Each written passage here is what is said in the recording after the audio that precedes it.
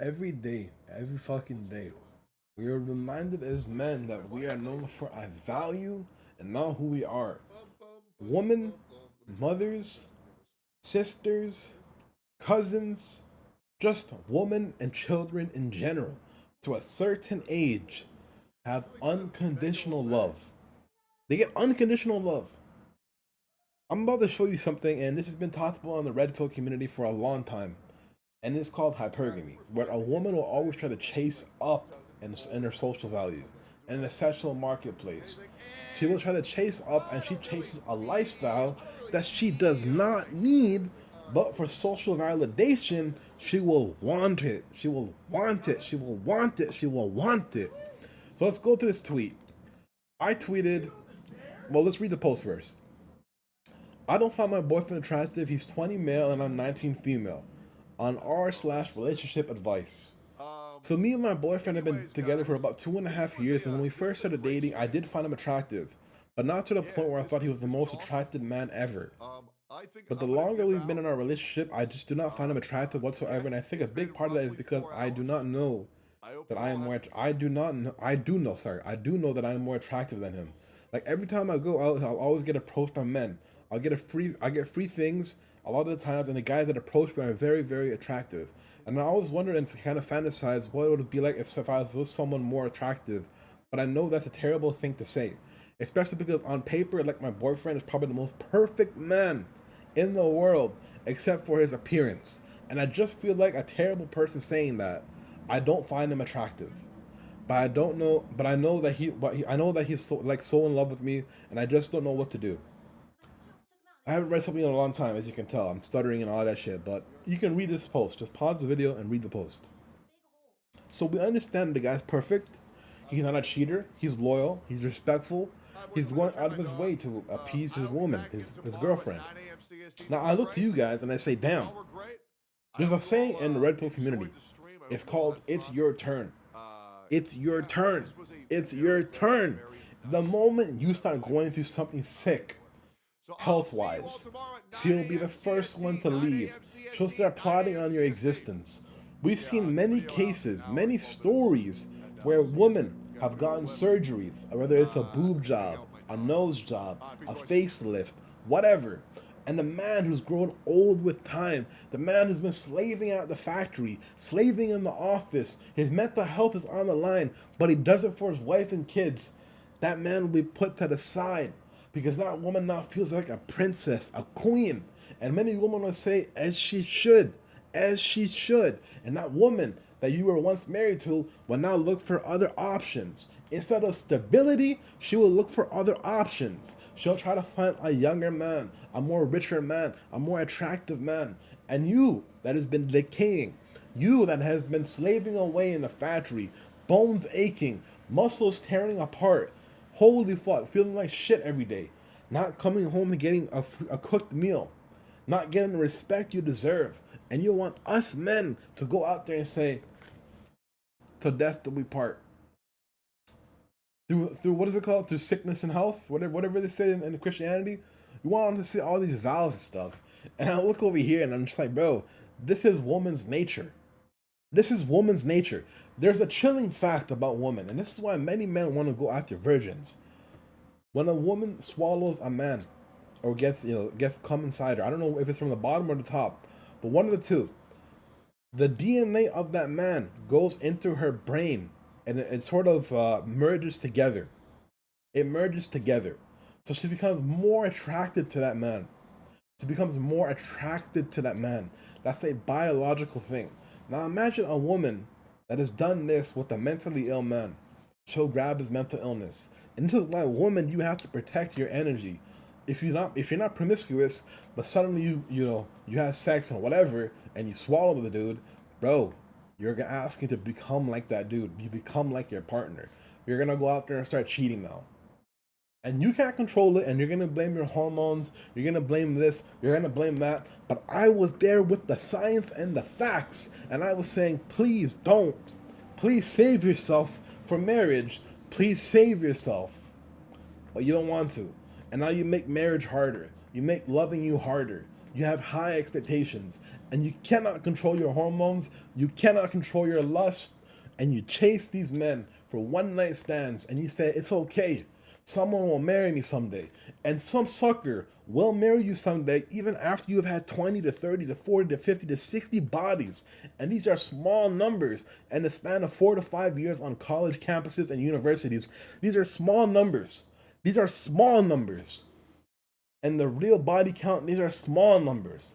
If a girl really wants a man, there are no rules. She will do everything she can and say, fuck it. I don't give a fuck if you're broke, I want you for the night. And the man gets used up, the woman is happy, and everyone goes on their merry fucking way. But this is not the fucking way, brother. This is not the fucking way. You research this shit, right? I can't speak that much from experience, but hopefully the people in the comments will. There have been men who have had sex with many, many, many women, and they get used for their body, and they get used and used and used, and then they say, I feel dead inside. Then they say, they want to do all that bullshit to themselves. I'm just sitting here like, wow, this is the world that we live in. I'm a man, I'm an animal still, but I'm a soul, I'm a spiritual man, and I crave a virgin. People are gonna say, are you a virgin? Yes, I am. I've had high expectations for the longest time. And people say, brother, just go out there and, go fuck a prostitute, bro. You're 30 years old, just get it over with. No, no, no, no, no, no, no, no, no. I'm the type of person that will judge a person based on their exes. I don't give a fuck how long we've been together. Once I find out you've dated a sleazeball, a has-been, a garbage man, a homeless man, not a garbage man, but like a man that's actually garbage. Not a garbage man, it's a good profession, but I mean a man that's garbage. A homeless man or something like just below me. I will just look at you, evaluate you, and say, fuck it, I'm on my way, and I leave the crib. I leave the crib. I'm a man of respect. I don't give a fuck if she's the most beautiful thing in this world. I do not care. I will leave this world with respect and dignity and pride and loving myself. I will not settle. Even if that means I do not get married in this life, I will not settle. I believe in marriage, and that's eternal. Brother, eternal. I'm talking about heaven. You people out here, oh man, this hot girl hit me up, but I'm married. Oh man, well, I'll never have a chance again. Oh man, but I have kids. But oh man, the pussy's too good. The ass is too fat. Control your animalistic urges, brother. I went on 2 years on NoFap. I mastered that shit. I didn't stop masturbating. I still do it every bi-weekly, whatever it is. But I still do my shit, brother. I'm still chilling. I'm normal. I'm sane. But these dudes, first thing they resort to is violence. When the moment their wife is cheating on the girl's cheating on them, they start beating her up and all this bullshit, and they catch the case. They throw their lives away, and then they go to jail, and then they become woman haters and all this bullshit. No, no, no, no, no, no, no, no. That is not the way. You grab your respect, you grab your personal belongings, and you leave, brother.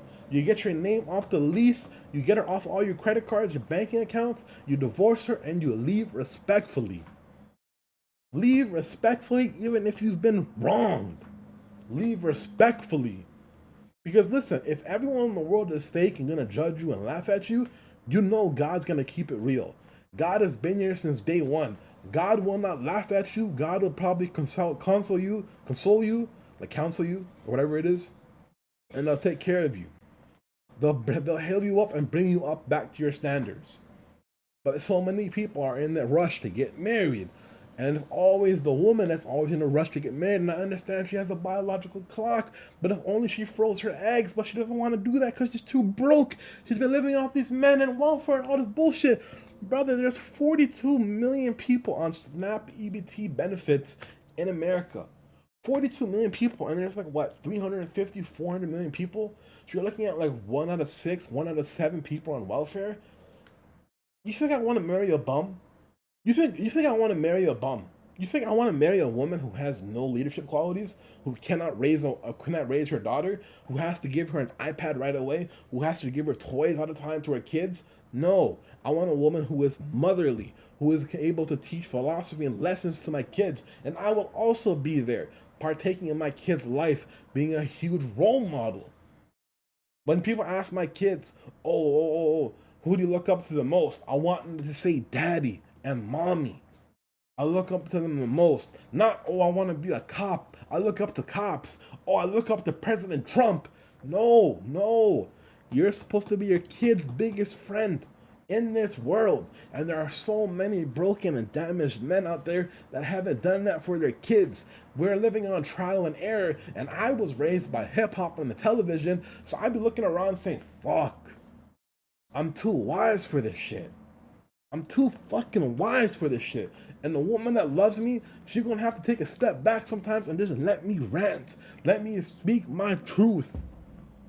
I'm tired of this shit, brother.